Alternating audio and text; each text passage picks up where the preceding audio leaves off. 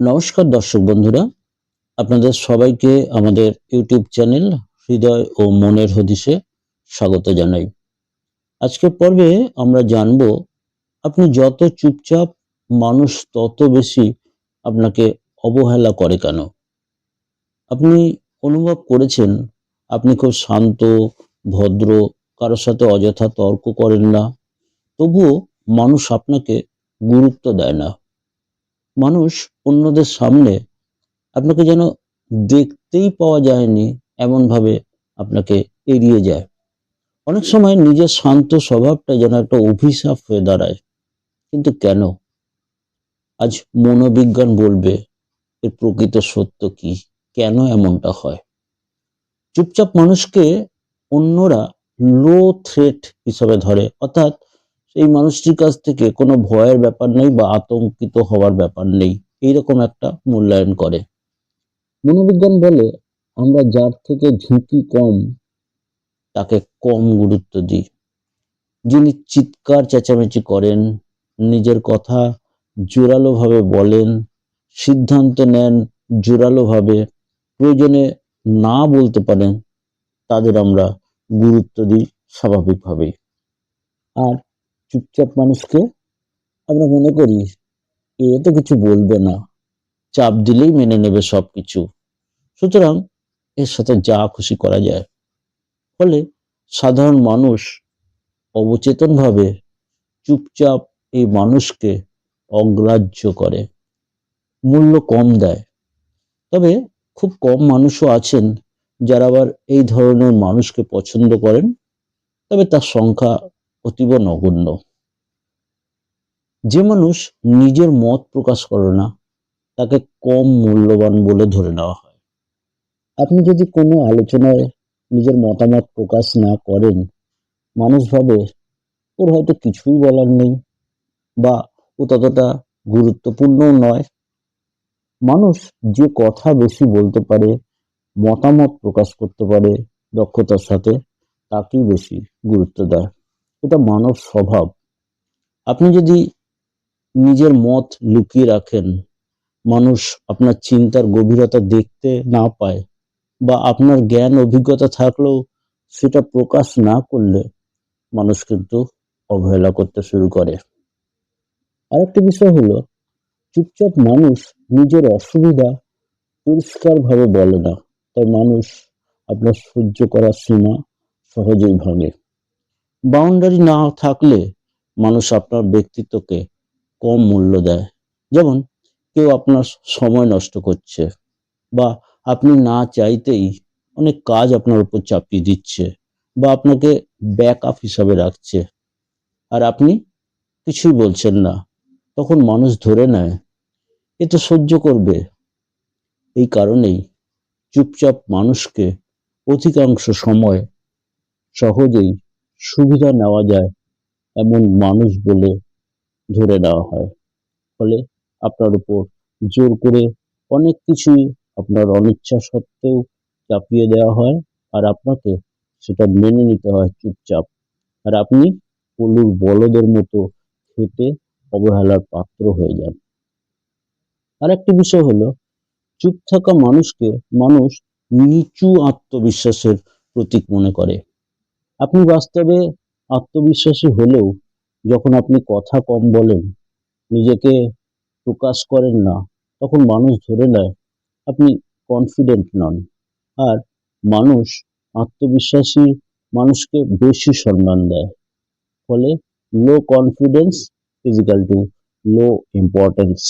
এটাই মানুষের অবচেতন মনের লজিক বা কারণ। এরপর আসছি, চুপচাপ থাকা মানুষকে অন্য মানুষরা ফাঁকা ক্যানভাস হিসেবে দেখে, এবং যা খুশি করা যায় এমনটি মনে করে। তাই তারা নিজের ইচ্ছা মতো বিচার করে। কিন্তু এই মানুষটা যে কি চায়, কেমন তার অবস্থা, কি তার পছন্দ, কি বা তার অপছন্দ, এগুলো বিচার করার তারা ধার ধারে না। কারণ চুপচাপ মানুষ নিজের পরিচয়ই স্পষ্ট করে না। তাই যখন আপনি নিজের আইডেন্টিটি দাঁড় করান না, তখন অন্যরা আপনাকে তাদের নিজের মতো করে ব্যবহার করতে শুরু করে। এটাই স্বাভাবিক। আপনি যত নীরব, মানুষ ভাববে আপনি সবসময় ফ্রি, সবসময় অ্যাভেলেবেল। কারণ আপনি বলেন না যে আমি ব্যস্ত, বা এটা আমি করতে পারবো না, বা আমার একটু সময় দরকার। ফলে মানুষ আপনাকে নিজেদের সুবিধা মতো ব্যবহার করে, আর পরে অবহেলাও করে। মানুষ যাকে বেশি পায় তাকে কম গুরুত্ব দেয়। এটা এক অদ্ভুত মানসিক খেলা। এরপর আসছে আরেকটি বিষয়, চুপচাপ মানুষ নিজের ভ্যালু দেখায় না, তাই মানুষ ভ্যালু বুঝতে পারে না। আপনি নিজের কথা স্পষ্টভাবে না বললে, নিজের গুরুত্ব না দেখালে, মানুষ স্বাভাবিকভাবেই ধরে নেয় ওর তেমন কোনো বিশেষ ভ্যালু নেই। আর আপনি বলতে না শিখলে মানুষ আপনাকে বুঝবে কিভাবে? চুপচাপ মানুষ নিজের অ্যাচিভমেন্ট বা স্কিলও প্রকাশ করেন না। মানুষ আপনার ভালো দিকগুলো জানেই না, যা দেখা যায় না, ফলে তার মূল্যায়নও হয় না।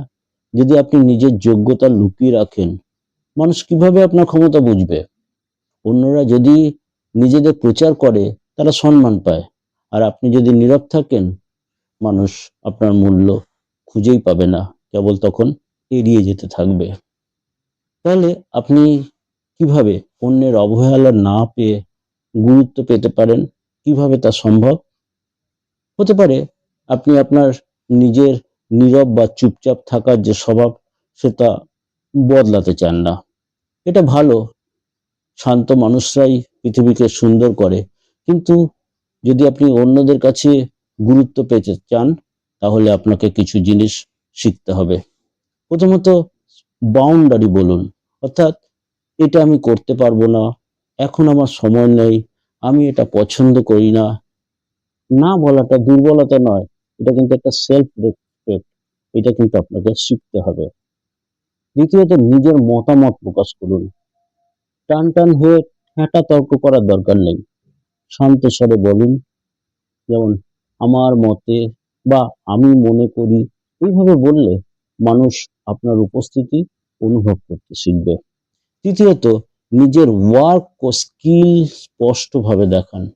আপনি কি করতে পারেন, বা আপনার কাজ কিরকম, সেটা অন্যদের কাছে কে জানাবে?